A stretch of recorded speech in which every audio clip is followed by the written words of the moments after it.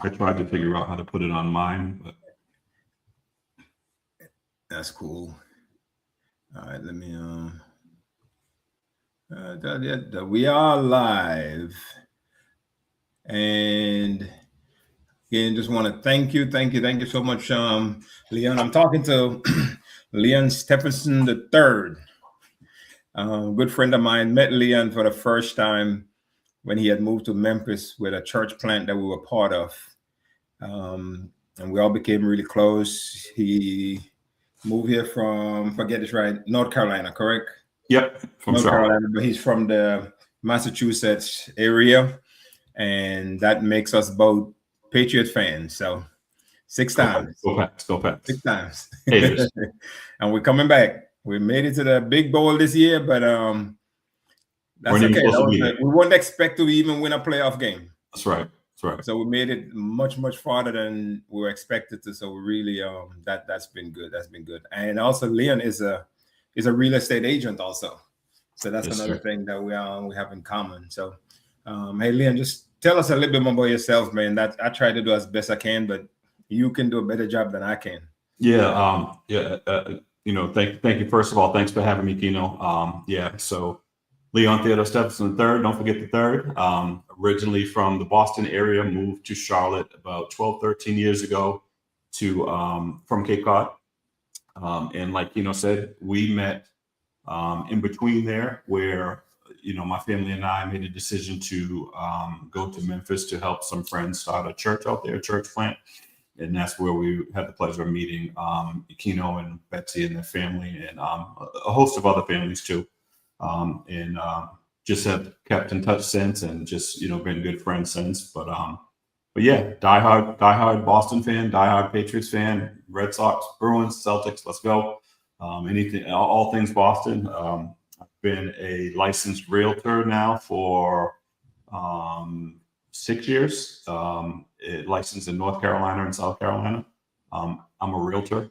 Some people down south here, they like to call me a realtor. But it's 2 syllables. It's 2 syllables. We have a hard time with them. I tell them when they say realtor, I'm like, you don't go to a doctor, do you? You go to a doc, and it is funny to me, because I hear realtors say realtor. Like, yeah. So so that's pretty much it about me, and love my wife, love my family, just a family guy, and glad to be on here today.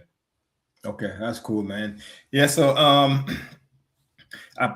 I do this thing every Friday. I just had this idea one time. I was talking to Betsy. I'm like, I feel like people need information more than anything else, because I believe one of the things you can do for anybody is information. But my profession is a real estate agent, a realtor, but that's not who I am. Exactly. I am much more than that. That's just what I do to make money to feed my family.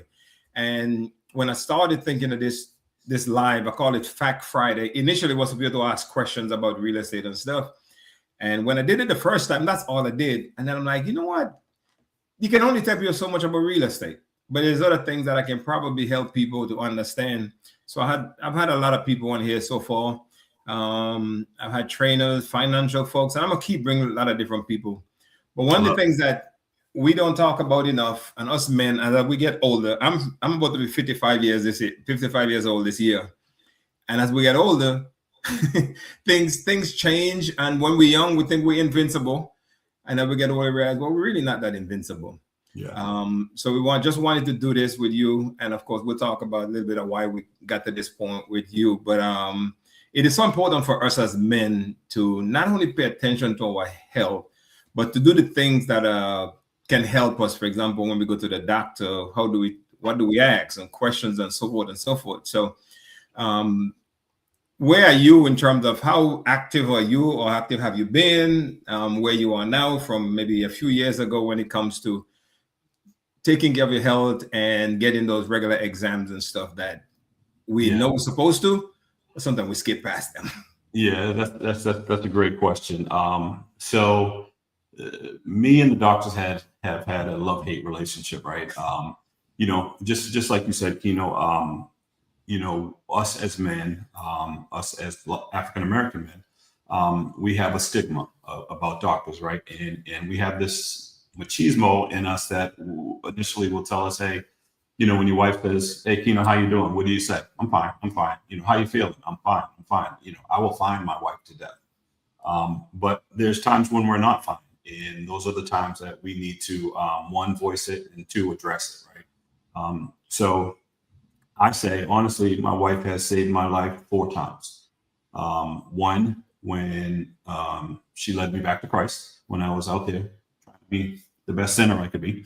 And 2 would be, you know, when we were on the Cape, I was having some problem with my vision in my eyes.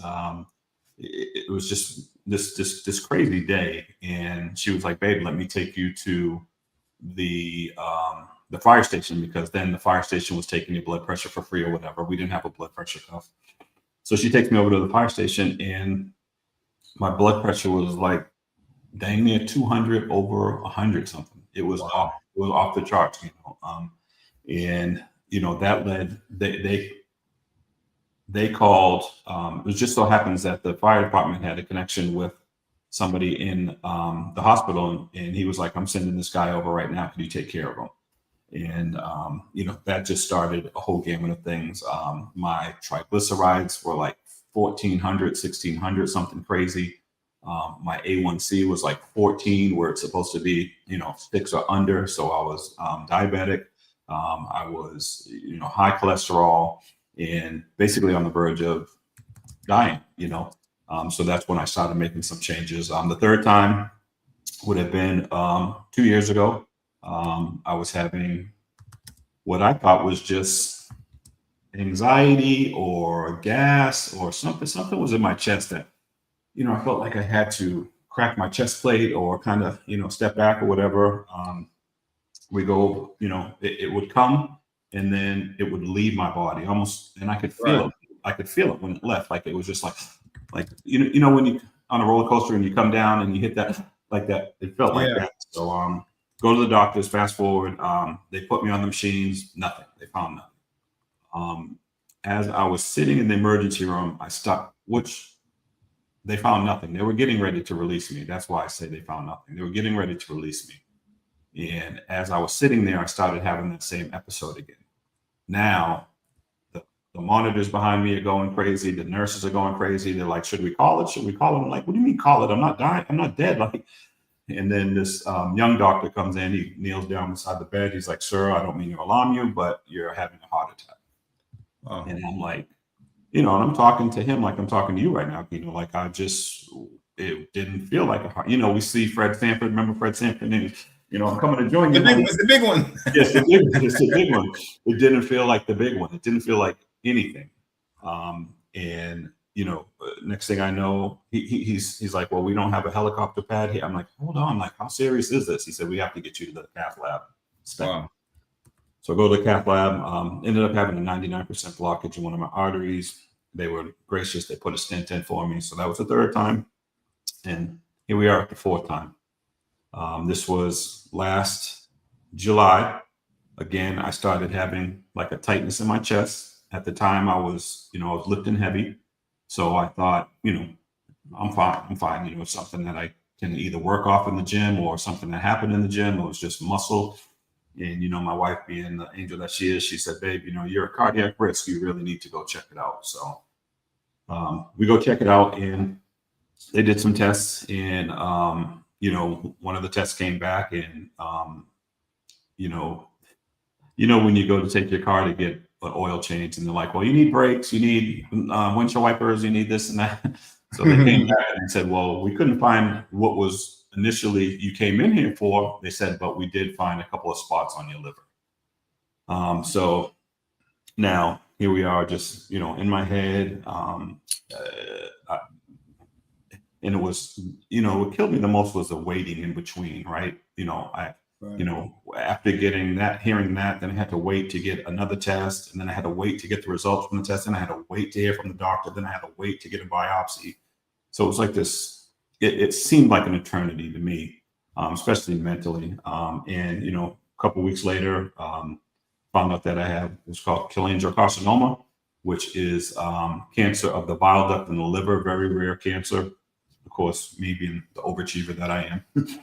very rare cancer. It's actually the same cancer Randy Moss has had. Oh, okay.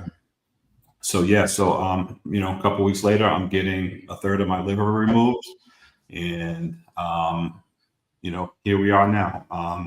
Last October, I started an 8-round battle with chemo.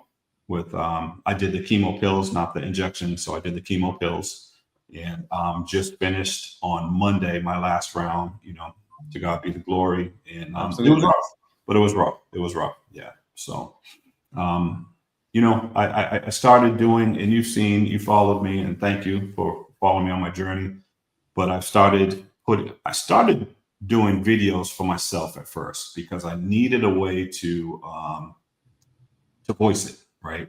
And then God put it on my heart. He's like, you need to get those out there. You need to put those out there. So I waited for a little bit out of respect for my wife. I didn't want her to get bombarded by people like, how's your husband? How's your husband?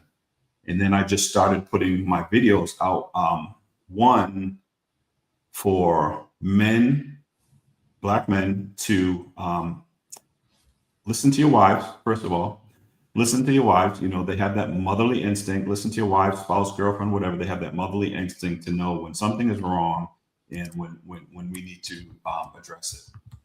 Two, I put it out there just to empower men to, be transparent. Let's talk about these health issues, right? Let's talk about why we don't want to go to the doctors. Let's talk about it.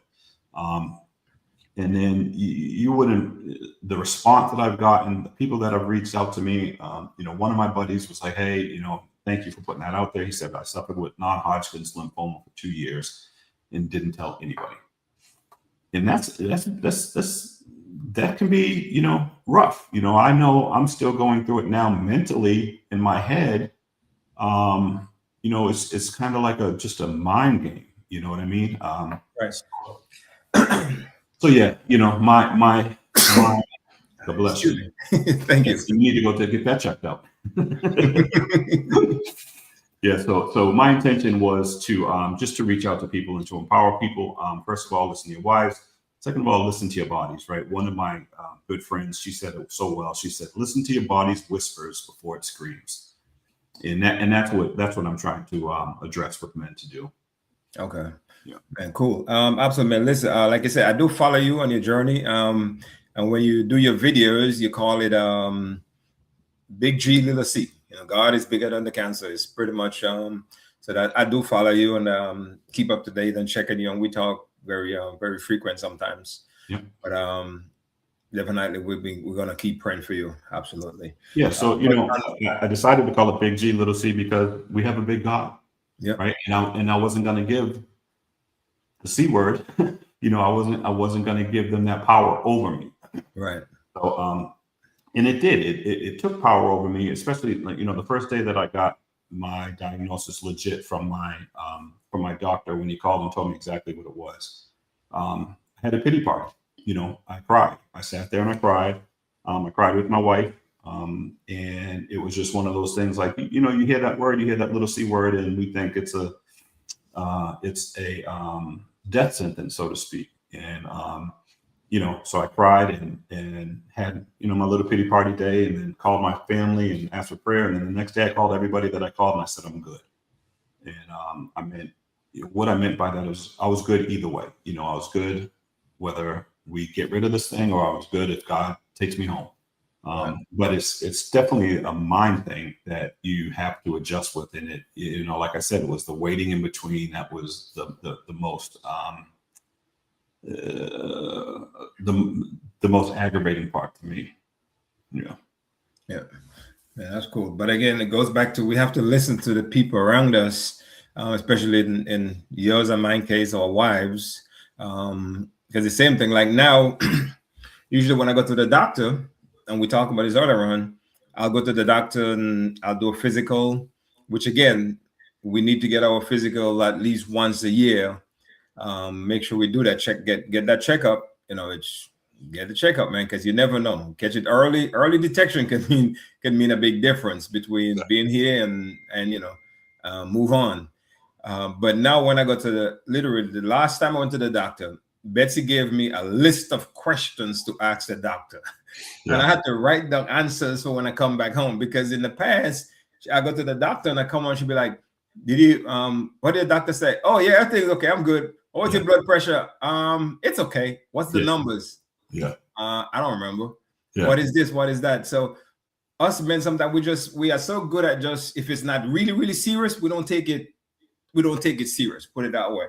True. So that has changed in me, and it's because of Betsy, because I would have still go to the doctor and be like, no, when I go, I pay more attention to certain things. What's my blood pressure? What's my this? What my that? She'll say, have him check this, have him check that. So how has that stuff like that changed for you along the way as you get older, as your wife start? Because our wives sometimes is more, this is not a bad thing, but they're more concerned about our health than we are. Yeah. Because I'm good. I can walk, I can talk, I can sleep, I can do this.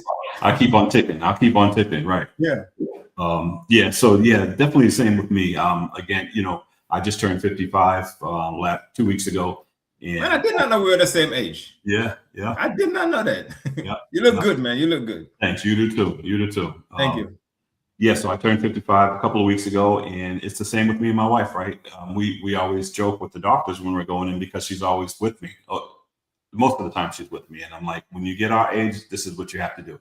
So far, not to cut you, but so far I've been able to avoid that one, but I'm pretty sure that's about to end. But I love it. It's coming. But I don't mind it, right? Because she's a nurse, first of all. So she's a translator. She's an advocate for me. She knows the questions to ask. And if we don't do it that way, I get a note just like you with some questions on it, or I have to either FaceTime her in or call her while we're in there, so she can make calls. Right. But, so with my medical oncologist, she's at Duke, which is in Raleigh, probably close to 3 hours away from us. So we do video calls, and I'll be here on the call, and Kristen will be right over here, and she's ask her if you just kind of telling me what to do. So when you get our age, I don't mind it. Again, because we will, like, what was your blood pressure? It was straight. What was your pulse ox? Oh, it was cool. I don't remember, but now we're at that point where she just comes with me at all of them, and that's the way we keep it not lost in translation, so to speak. Yeah, and it's important because, like I said, they will ask questions that we would never think of asking, that we should ask. True. So for the men who, if you're listening, if you're in here, or you hear this anytime, if you're not married but you have somebody that you trust, especially a female, because they just have a different eye for this stuff than we do. We go to the doctor. The doctor said we're not gonna die tomorrow. We are good. Then we're good. Right. We're not gonna ask any questions. That's not cool. But while we're talking, I did a quick search on ChatGPT, and there's some stuff that came up, especially for Black men, because I don't know whatever it is, but there's some things that we are more prone to than other races, for whatever the reason. I'm sure there's reasons why, but one of the things it says here, like for example, prostate cancer is the number one threat for Black men. 44% of all cancers in Black men are prostate cancer. Yeah. We are 1.8 more likely to be diagnosed, 2 times more likely to die. About 1 in 6 Black men develop prostate cancer in their lifetime. Yeah. Now, I'm pretty sure that some of that has to do, and again, I'm not a medical doctor, some of that had to do is, when do we find out? Yeah. How quick do we find out? Because again, not a doctor, but they would always tell you, whenever talk to anybody with cancer, the number one thing that can probably help you save your life is early detection. Exactly. The early you detect it, the more likely, the better your chances are. Obviously, we know God is greater than anything else. Mm-hmm. But aside from that, here on earth, the quicker you detect, the sooner you detect, the more the better your chances are. So those are some of the reasons why we definitely need to stay on track and get our exams and stuff every year. And there are tests, right? There are tests, but we have to be proactive as well. I just happen to have a great primary care physician who is proactive. Like, he will find anything, almost to the point where I'm like, man, I don't need it anymore. He will find anything, and he's very proactive. And that's that's how we detect stuff early, right? We've got to get those annual physicals. We got to get that colonoscopy. I think they changed the colonoscopy age to like 40 or 45 now. Yeah. If you haven't had it, you have to get it. You can nip this thing in the bud where, and that's why I'm a firm believer that God put me in that hospital, last year for something totally other, to find this cancer when we were at a small point where we could address it now, instead of I'm fine. And 9 years, 5 or 6 years later from now I'm talking about a liver transplant, or, and it's crazy how God orchestrates the body, because your liver is actually broken into two pieces. You have a left liver and a right liver, and there's a major vein artery that comes down in between it. So my cancer lied on the left side of the liver. So instead of just going in and trying to dig around and trying to find clear margins, they actually took the whole left side of the liver. And again, God is good, because the right side, the liver, is the only organ that will kind of rejuvenate. It doesn't grow that back, but it'll grow on the right side to compensate for the lack of the left side. Okay. So now, if we were talking in the right side, they would have did either go in and try to get clear margins, or we were talking about a liver transplant. Early detection is great. There are scans that we can ask for. Sometimes you have to pay for them. Sometimes your insurance won't cover them. A PET scan will find cancers in you.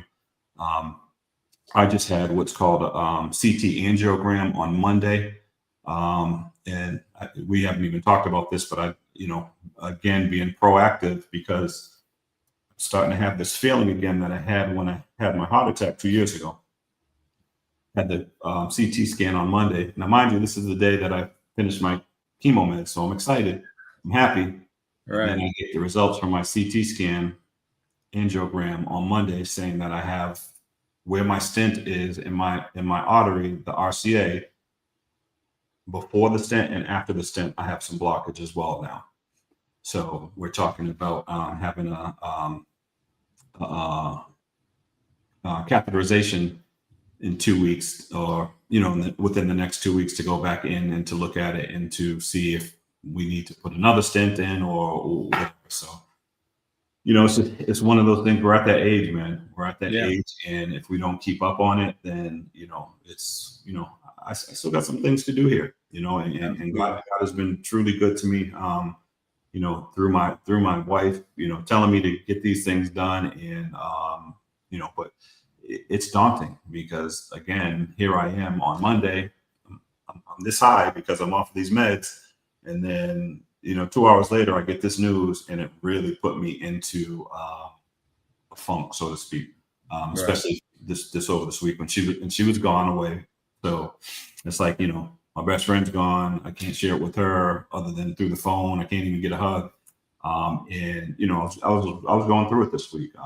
To be quite honest, to be vulnerable, I was going through it this week, and a little depressed set in, and so we've got to stay on our health, stay on it. Absolutely. Something you mentioned a little while ago is that good thing you had a good primary care physician, and that is so important. I've been in Memphis since 1999, and I've had the same primary care physician since 1999. So he knows everything about me medically. And usually when we go, he'll sit down with me and we'll have a conversation. He knows what I do, what kind of work I do. He's always asked about my family, how I'm doing. So we've developed a really good personal relationship, obviously in the office. And so that's really important, to find somebody that you don't just go in and then you push you back out. But he's retiring. He retires at the end of this month. So now I have to go find myself another primary care physician. He did give me a referral. So I'm going to go talk to the guy he referred me to. But that is so important, because if your doctor knows you, your doctor feel like he can talk to you, feel like he can talk to your doctor, you stand a better chance of getting better service, getting better care, because it's not a transaction. It becomes very personal. And I think most people, if they're in charge or responsible for somebody over a period of time, they are more likely to want to make sure you're okay than if they're just going to see you one time and then never see you again. So one of the things that us men should always do, make sure we have a primary care physician that is going to listen to us and know us and Just ask your questions. Make it personal. Make it a relationship. Like anything else, relationships are always better than transactions. Yeah. So my primary care physician is he's awesome. He's awesome. It just like you said with yours retiring, it's almost like when your barber moves, right? You're like, how I gotta find another barber now. Like, when I left Memphis, like it was like I gotta find another barber. Yeah, I gotta. Yeah. But yeah, so same thing happened. The same thing is actually happening with me. My primary care physician is leaving the company that he's with and just moving, and he's going to be moving about 25 minutes away. But I told him I'm going to be there, right? And one thing I suggest to you, Kino, too, is don't let your friendliness with your doctor kind of get in the way of you wanting to be proactive too, because that's what happened with me. When we first moved down here, I had a doctor.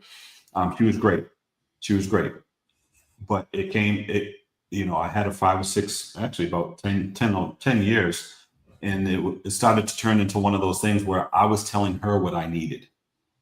You know what I mean? I was telling her, maybe we should go up on these meds or maybe we should go down on these meds. And Right. she wasn't being proactive. And then I met this other doctor, Dr. Booth, Jamaican guy, real great dude. And he is so proactive. I've actually referred, my wife goes there, my niece goes there, a couple of my good friends, I've referred to him go there because he's awesome in that sense. So yeah, fellas, if you don't have a primary care physician, I suggest, you get out there, you find one.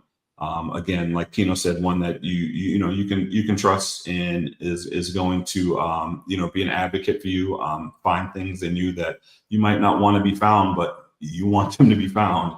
Yeah. So Yep. So we've talked a lot about the medical side of it from a physical standpoint, but we also can't forget our mental part of it too. That especially I think this is even more hardest thing for us is taking of our mental health,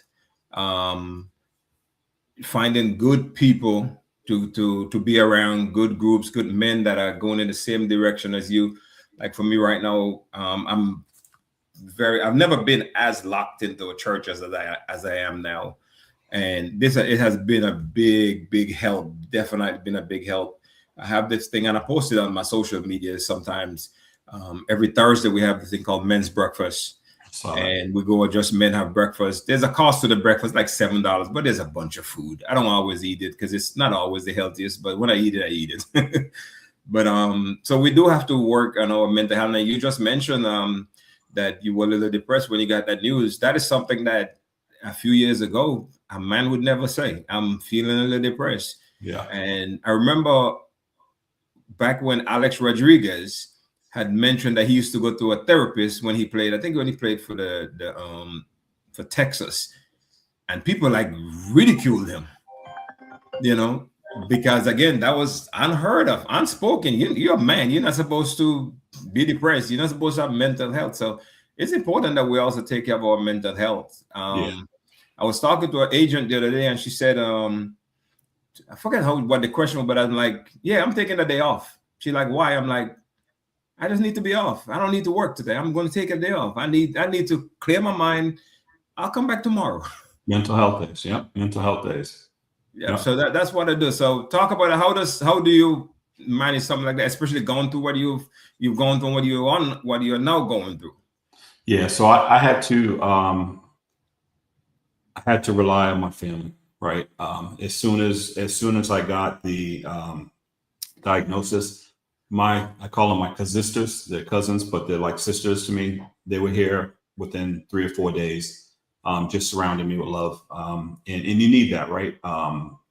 It's just like we talked about your men's group. I have a men's group down here that is every first Tuesday of the month where, iron sharpens iron. We can be vulnerable, open, honest, just man talk. Again, like you said, 10, 15 years ago, men weren't talking like this. And there's still men that don't talk like this, right? We have this machismo about us that, we're good. I don't want to tell anybody my problems. Like if anybody finds out my problems, they'll find out who I really And I just stopped that. I keep it real. You know me, we've known each other for years now. I keep it real. I keep it honest. Same with you. And that's what we need. So I did. I leaned into a couple of my good friends. I leaned into my family. I did find that some people that I thought would be there for me weren't, which is okay. Right. Which is okay because, things like little C scare people. And, they don't know how to act. Like, I went to grab my wife from her hairstylist a couple weeks ago. And I know her hairstylist when I was barbering or whatever. We were in the same loft building together. And, she goes over to my wife. She's like, "Can I give him a hug?" Like she didn't know what to do. And she was like, can I tell him I love him? And it's just like, there's nothing wrong, there's nothing wrong with me, but people just don't know how to react to things. So, I did find a couple of my friends that I thought, and rightfully so, I told them about it. You know what I mean? That's another thing I'm gonna do. You know what I mean? If you was like, "Hey, Keno, man, I thought, I went through this thing, man. I thought you would have been there for me a little bit." One of my good buddies, man, he was like, "Yeah, man, I'm so glad you told me that," because he was feeling, God had put it on his heart, because how we say sometimes, "I'll pray for you." Yeah. And then how many times do we not? Right. You know what I mean? How many times do we forget? And he was saying how God was putting on his heart to be, mindful of when, something like that happens, to pray, to do it right then. Like, I was in the hospital. My dad, biological father, was in the hospital, and there was a guy, he was just crying his eyes out. And I didn't know why. And we kind of gathered around him. I just said, "Let me pray for you," and just prayed over him right there. His wife was actually in the ICU right beside my pops, and she was dying. But instead of saying, "I'm gonna pray for you," because I actually heard some ladies before I stepped in the circle, they were like, "I'm gonna pray for you," and I'm like, "Let's pray for him now." Let's pray for him now. So, Right. so yeah, just surrounding yourself with a good group of people, man. Good group of men. We need some men talk. We need some men talk. Absolutely. And man, I'm gonna disappoint you now, because I did promise you and I did not do it, but I'm gonna do it now. I have to do it. I am going to start my group.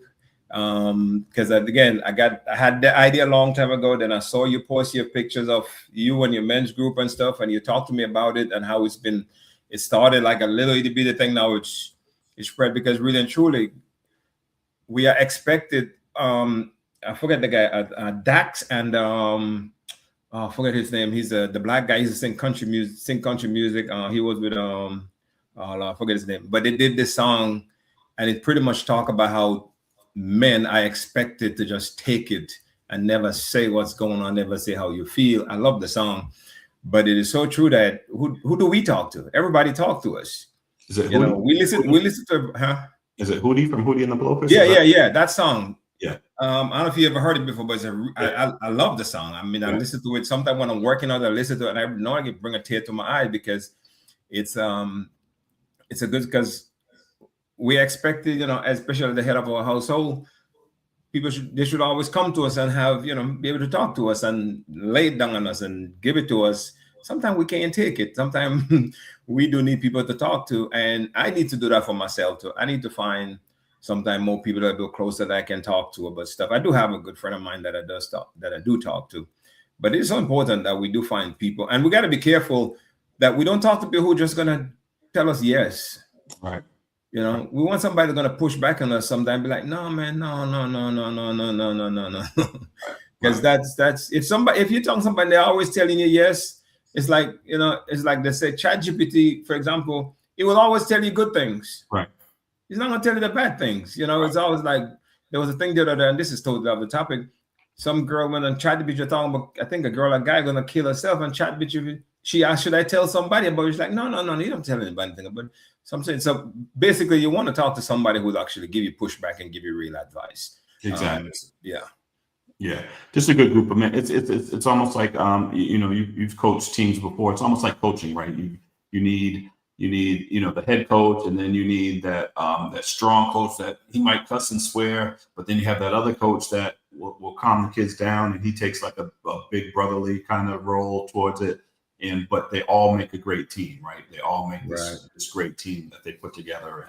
And yeah, I don't do too well with yes men. They always seem like they got an ulterior motive or something. So yeah, that is true. Somebody else gonna tell you you're great and never tell you the bad things too. Then you're not gonna grow. You're not gonna grow. So and we just need that. So even my shirt. I don't know if you see my shirt. Be the man you needed when you were young. That is, yep, definitely. Be the man that you needed when you were younger. And this is a good friend of mine.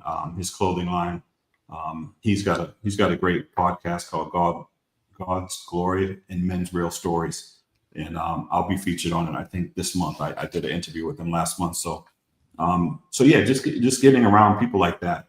People that are going to pour into you. People that will listen to you. I was blessed that my men's group. They actually gave me just a monetary blessing for what I was going through, which I never expected.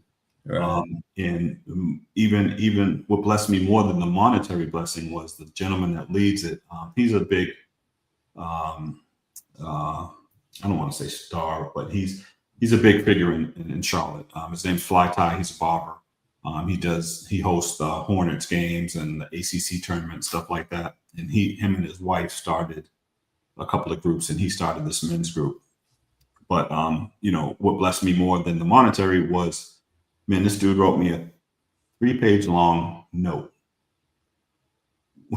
When have you ever seen that? Right. I'm talking like, when you pull out the notebook and it still has the riffle papers on it. Yeah. A legit 3-page long note, which meant the world to me, first of all. And then the words that were in it were just, it would have me tearing up if I even read it. But so just to be around people like that, that I know got my back and got my front and can lift me up and can smack me down when I need to get smacked down.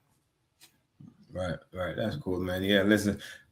Man, thank you so much. Any last words, any other last advice you'd like to give to anybody who's watching, or any man who might see this later on when I put clips or whatever it is, that hopefully we can help somebody to know that, hey, you got to take care of yourself. Yeah.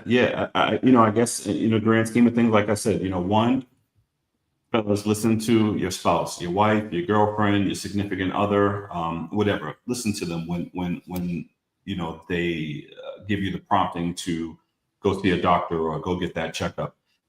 2, again, like I said, listen to your body's whispers before it screams, right?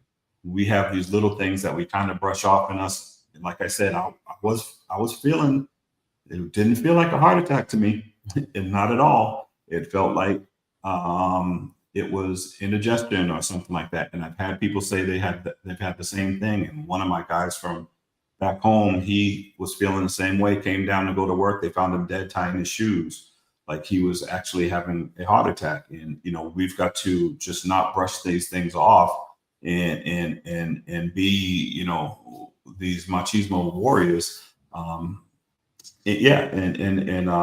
3, just be an advocate for yourself, take care of what you got. If we can detect things early, we can save a whole lot of people. Like, like I said, there's testing, there's a PET scan if you're looking to see if you have cancer. There's a CT, what's it called? CT angiogram, which will show your arteries in your heart, because there's a lot of heart testing, but there's not a lot of tests that show the arteries in your heart. There's specific tests that show that. And this is what's killing us. It's what's called the widowmaker.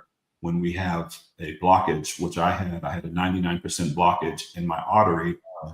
I was minutes, seconds, months, weeks away from having a massive coronary episode, and not knowing it, walking around like everything was fine. And there's things that we can do too. There's foods that we can eat. There's medication that we can take, but let's get in there. Let's get those tests done. Let's get that colonoscopy. Let's get that, yearly physical. We need you around, fellas. Your families need you. Your kids need you. Your wife needs you. Your spouse needs you. We need you. Yep. I'll tell you something before we go that actually happened to me a few years ago that kind of being transparent. I was home, I was on the phone with a friend of mine, my best friend actually from St. Martin. His name is Edgardo. And I just felt like the left side of my face didn't feel right. I'm like, and that's usually stroke talk and stuff, whatever. But I'm like, buddy, the left side of my face doesn't feel good. I'm going to the doctor. And I didn't have insurance at that time because I had just switched from cars to real estate. I didn't have insurance at that time. And I'm like, I'm going to just go to the emergency room, which is where you go when you don't have insurance. That's a whole nother story in America. But I went and they checked me in and stuff. I spent like 2, maybe 3 days in the hospital, but I didn't have a stroke. But from that, I had high blood pressure. Leon, I've been healthy, doing healthy things all my life. I work out, I eat right. I do, I've been always health was the one thing I always stressed. How do I get high blood pressure? It get to the point where I was getting high blood pressure, taking high blood pressure medicine because I was like mentally, it was just messing me up. And I said, I should have never gone to the doctor because I ended up getting a big old bill, and I didn't have a stroke, but I got a big old bill. But that gave you a stroke afterwards. But I look back, that alone gave me. But I look back and I'm like, but I would have never known that I had high blood pressure, which is a silent killer. Silent killer, yeah. So because of that I went for something else, but God put it that I had to go there. And not only that, here's go back to your wife. As we were leaving, Betsy said to the doctor, his blood pressure look a little high. And they're like, oh yeah. We might need to do something with that. They were gonna send me out the hospital without high blood pressure medicine. And she saw that and she said that, and then they gave me the blood pressure medicine. And then it has been a mental struggle for me for a long time.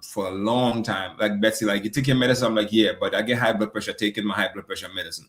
Because mentally I wasn't able to prepare myself for the fact that I eat right, I work out, I get up early and work out. I do all the things that they say you're supposed to do, but I still had it. I found out from my doctor that high blood pressure could be hereditary. Did not know that. And two things I want to hit on that you touched real quick. There is a healthcare problem in America. It's not even healthcare; it's sick care, right? We're just taking care of the sick instead of making them healthy. And that is one of the big issues, again, that Black men, brown men, not so wealthy men that they have is that bill, right? I've got medications like this, the chemo meds. If I had to pay those without insurance, it would have been like $1,000 for 30 pills, something crazy. Like I would have not taken them. Right. I would have not taken them. And then, gosh, you said something else that I just wanted to hit on too. And I just lost my train of thought.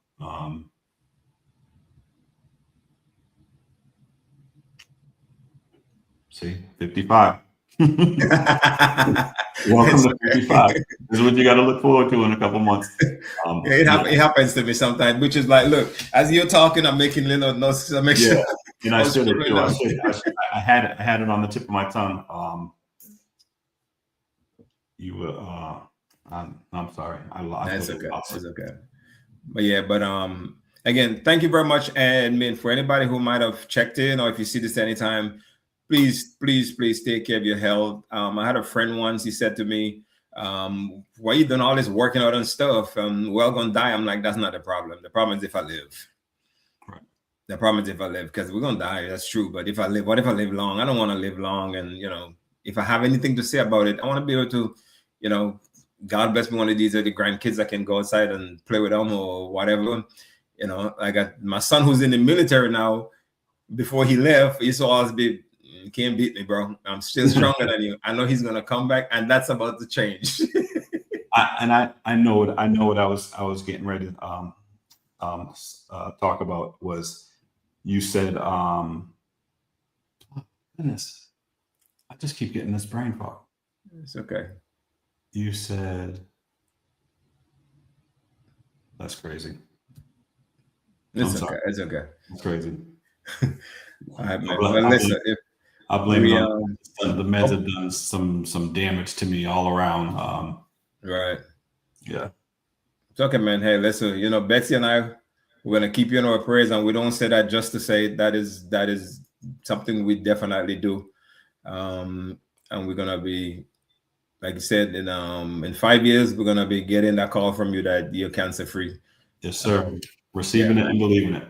Yep. And any other thing with your blockage and stuff, we're gonna pray that it's all cleared out. As a matter of fact, if you're okay, like you said, let's pray about it now. What do you say? Yes, sir. All right. So Heavenly Father, we thank you for this great opportunity for me and Leon to just talk here virtually. And you know our health, you know what's going on with us. And Leon shared a lot with us today. His cancer, his heart attack, his the blockage that he has right now. We're gonna pray that you would clear it all up right now, miraculously, dear God. And you will keep reminding us men, especially, not only men, but everybody, but us men, as this conversation is about us, that we don't need to take our health for granted, because this is the one body you've given us. And until we come to see you, we're not going to have another one. And we don't know what that one's going to look like yet, but we pray and ask that you would help us, keep reminding us to take care of our health, to do all the things that you request of us so that we can be able to carry your word and to glorify you, because it is a whole lot easier to do when we're healthy, yes, than if we lay up in bed. And we know that. So we thank you, we bless you. Thank you for this conversation. And bless Leon's wife, bless his family. And hopefully one of these days we'll get to go see a Patriots game together. We thank you, we bless you in Jesus' name. Amen. Amen. Thank you, sir. Thank you.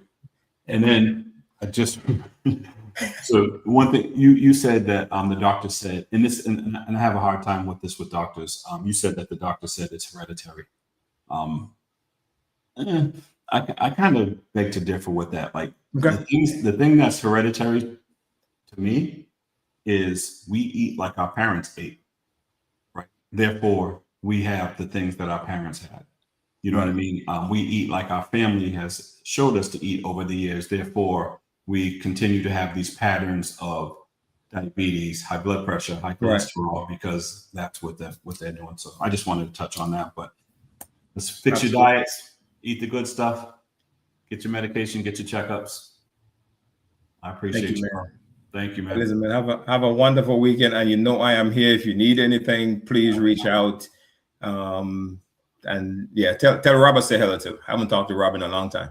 Will do. Love you, bro. Hey, love you, man. All right. Go Pats. All right. Go Pats. Absolutely. Bye-bye. Bye. Hey, so yeah, that was a really, really good conversation. Didn't expect it to last this long. It could have gone longer. Obviously, you want to be respectful of people's time. And Leon, like I said, I've known Leon for a long time. It's been over 10 years, because I know the church has been planted over 10 years. So that much I can tell you. And he's always been a good guy. He's a barber by trade as well, and also a real estate agent. And hopefully somebody got something from this. Don't neglect your health, man. Don't do it. I've done it. We've all done it. But take care of yourself. Take care of yourself. Take care of yourself. Your family will be happy. Your family will thank you for it. You will thank you for it. All right. So next week, not sure what's on the table next week. I think I have a guest in mind that I'm gonna try and get on next week. Again, I will always try and bring information. Again, like I'm gonna say, real estate is what I do to make money, to make a living, so I can take care of my family. But that's not who I am as a person. I'm way bigger than that. So I'm gonna use this to hopefully provide some information to folks that can help you in the other parts of your life. Sometimes we'll talk about real estate, other time we'll talk about men's health, other time we'll talk about finances. And again, finance is a big thing. So you're going to see a lot of financial things coming down the pipeline, talking to different financial people that I trust, people that I think give you good advice. So once again, thank you guys so much. And everybody who checked in, thank you. Hey, Jonathan, Thank you for checking in. I really appreciate it. Hope the wife and the kids are all doing well. And Derek, skinny Derek, it's been a while. Janelle, Magnum, everybody, thank you all for checking in. And of course, my wife Betsy, she always on here. Jace too, that's Betsy's sister. That's John. For I love you all. And Randall, Randy, and my kids are still mad at you for selling that house, just so you know. So yeah, thank you guys very much. I appreciate it. And I will put out on social media who my next guest is and what we'll be talking about. Have a wonderful, wonderful weekend. Find something fun to do wherever you are. If you're here in Memphis, find something fun to do this weekend. There's a lot of great things to do, and a lot of free things. You don't have to spend any money. You know, there's a lot of free things you can do and still keep your money in your pocket.